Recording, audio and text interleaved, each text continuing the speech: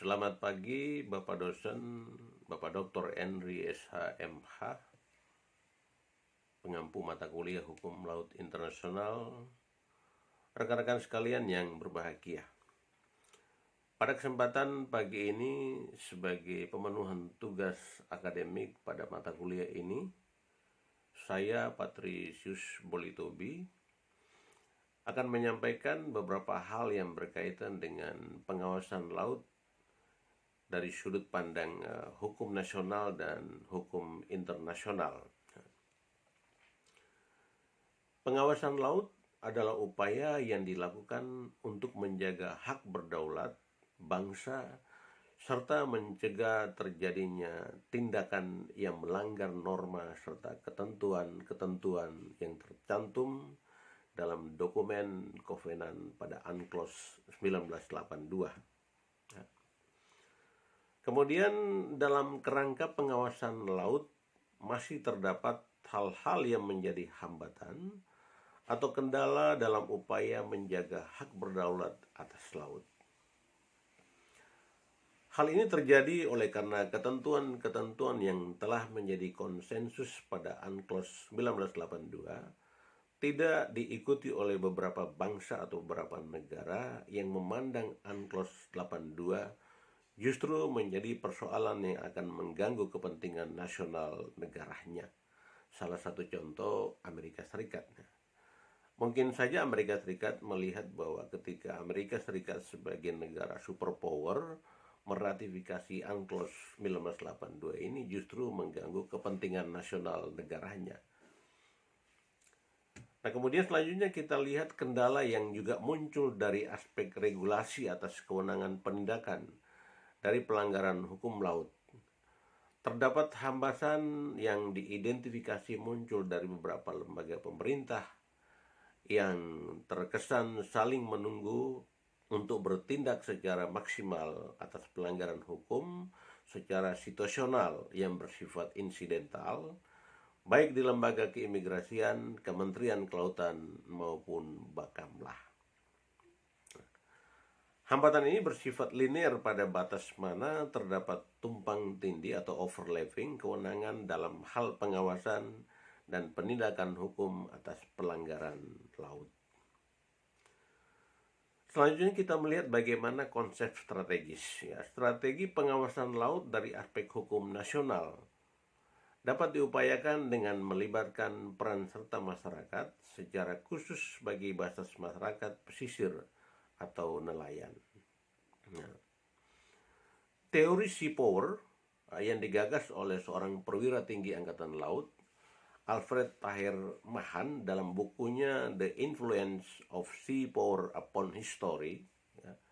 Sea power merupakan unsur penting bagi kemajuan dan kejayaan suatu negara, yang mana jika kekuatan-kekuatan laut tersebut diberdayakan, maka akan meningkatkan kesejahteraan dan keamanan suatu negara. Nah, ini kita lihat bagaimana aspek recovery pemerintah.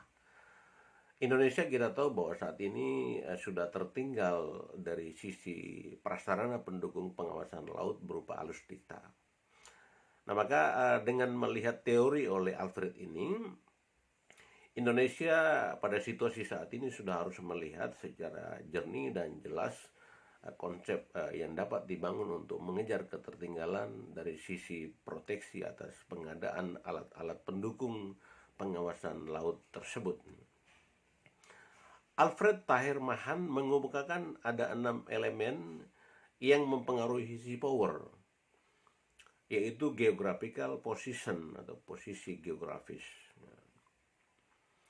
Kemudian physical conformation,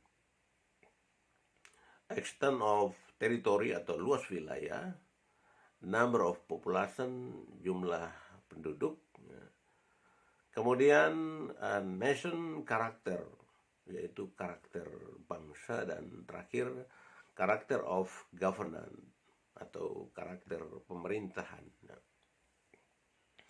Dari uraian singkat tadi, saya sedikit mengambil beberapa kesimpulan sebagai poin yang dimaksud dalam tugas kali ini. Mudah-mudahan bisa sedikit memberikan kontribusi bagi kita dalam hal-hal yang bersifat akademik empirik. Berdasarkan uraian serta analisis atas kendala serta hambatan dalam upaya maksimalisasi pengawasan laut, maka ada beberapa simpulan yang dapat menjadi referensi penguatan baik dari aspek kelembagaan khusus leading sektoral oleh Bakamla sebagai penyelenggara keamanan, keselamatan dan penegakan hukum di Laut Indonesia. Hal ini penguatannya ada dalam Peraturan Pemerintah Nomor 13 Tahun 2022. Bakamla perlu menjadi Coast Guard yang handal dalam upaya menjaga kedaulatan khusus di Laut Indonesia.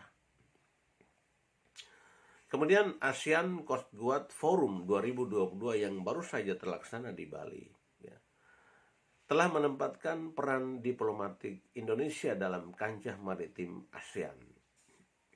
Ekspektasi ini terwujud dalam deklarasi Coast Guard dengan mencetus 4 poin penting komitmen ASEAN Coast Guard, yaitu yang pertama, ya, berkomitmen untuk menjunjung tinggi prinsip-prinsip ASEAN, menguatkan persatuan, sentralitas, persahabatan, solidaritas, dan kerjasama ASEAN.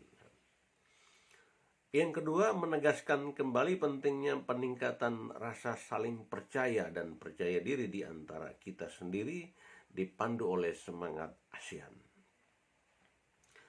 Yang ketiga, menguatkan pentingnya membangun hubungan yang lebih kuat untuk menjaga dan meningkatkan perdamaian, keamanan, keselamatan, dan stabilitas, persahabatan dan kemakmuran di kawasan ASEAN. Dan yang keempat, sepakat untuk mewujudkan satu visi laut yang damai, aman, dan tentram di ASEAN. Nah, inilah beberapa hal yang menjadi poin dalam paparan saya kali ini. Dan hal-hal ini juga nanti akan memberikan kontribusi bagi Indonesia, khusus pada pemerintahan Jokowi yang menggagas Indonesia sebagai poros maritim dunia. Mudah-mudahan dapat terwujud dengan melihat beberapa aspek, terlebih kepada konsistensi dari Sea Power sebagai aspek penindakan secara tegas atas pelanggaran-pelanggaran hukum laut dan strategi diplomatik yang sudah dimainkan oleh Indonesia saat ini. Demikian yang dapat saya sampaikan, dan selamat pagi, salam sehat buat kita sekalian.